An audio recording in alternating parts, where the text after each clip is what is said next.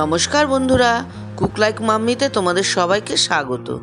আজ আমি তোমাদের সাথে পটল পোস্তর রেসিপি শেয়ার করব। এটা রান্না করা খুবই ইজি এবং টাইমও একদম কম লাগে, অথচ খেতে কিন্তু অতি সুস্বাদু। এটা তোমরা বাড়িতে ট্রাই করতে পারো, আশা করি সবার খুব ভালো লাগবে। আমার এই রেসিপিটা যদি তোমাদের ভালো লাগে, লাইক শেয়ার করে আমার চ্যানেলটা সাবস্ক্রাইব করে সবসময় আমার পাশে থেকো। তাহলে চলো আমি এটা কিভাবে রান্না করছি দেখে নিই।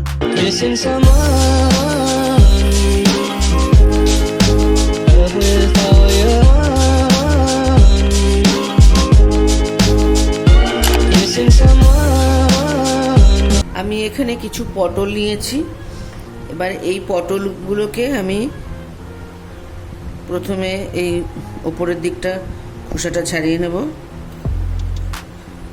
তারপরে এটা কিন্তু খোসা ছাড়াবো না, এইভাবে চেঁচে নেব। যে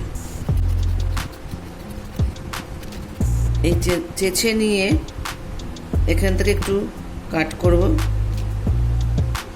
যেহেতু এই গোটার দিকটা একটু শক্ত থাকে, ওই জন্য আমি এখানে একটু কেটে নিলাম। সেদ্ধও হয়ে যাবে, প্লাস নুন হলুদটাও ভেতরে ঢুকবে। এভাবে এই সব পটলগুলোকে আমি ভালো করে পরিষ্কার করে আগে ধুয়ে নিয়েছি, তারপরে চেঁচে এইটাকে কেটে নিলাম এই যে দু সাইড। এবার আমি এর মধ্যে একটু নুন দিচ্ছি। নুনটা আমি ভালো করে মেখে নিচ্ছি।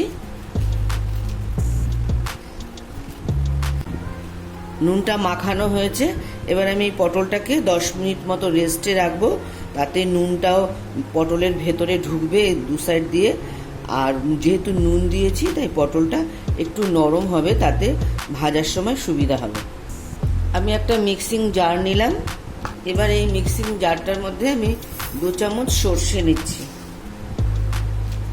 আমি শুধু কালো সর্ষে নিলাম, তোমাদের কাছে যদি সাদা সর্ষে থাকে তাহলে সাদা আর কালো মিলিয়ে নিতে পারো।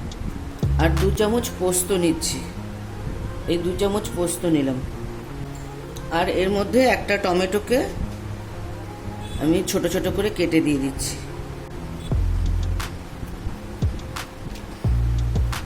দুটো কাঁচা লঙ্কা নিলাম। আর একটু নুন দিচ্ছি, সর্ষেটা যাতে তেতো না হয়ে যায় তার জন্য একটু নুন দিলাম। আর একটু জল দিচ্ছি। এবার আমি এটার একটা ফাইন পেস্ট বানিয়ে নেব। এই যে দেখো, পেস্টটা রেডি হয়ে গেছে।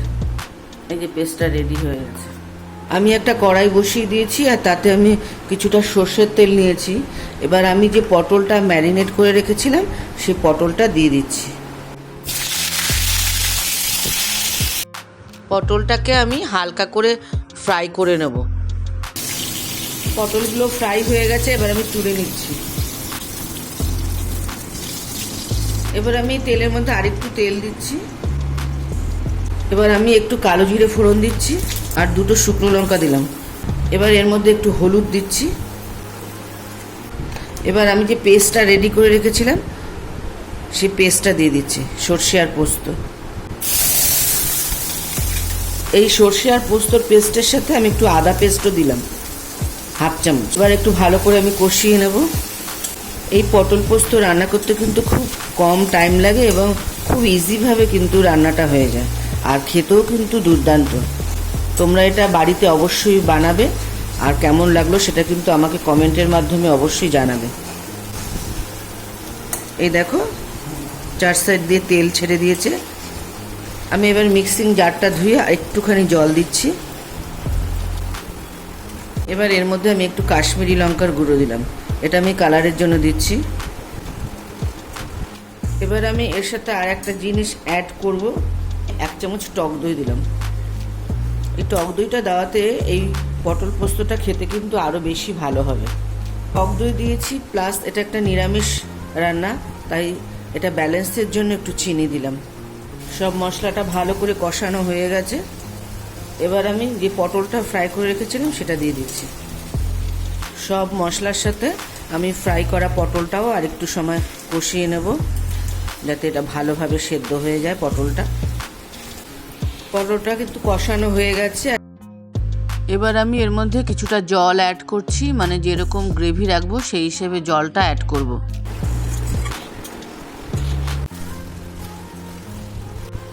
সব পটলগুলো সেদ্ধ হয়ে গেছে ঠিকঠাক, আর গ্রেভিটাও ঠিক আছে। আমি এইরকমই রাখবো। এটা রেডি হয়ে গেছে, এবার আমি নামিয়ে ফেলছি। পটল পোস্ত পরিবেশন করার জন্য রেডি। এটা পিওর ভেজ একটা রেসিপি, তাই যে কোনো নিরামিষ দিনে তোমরা এটা বাড়িতে ট্রাই করো।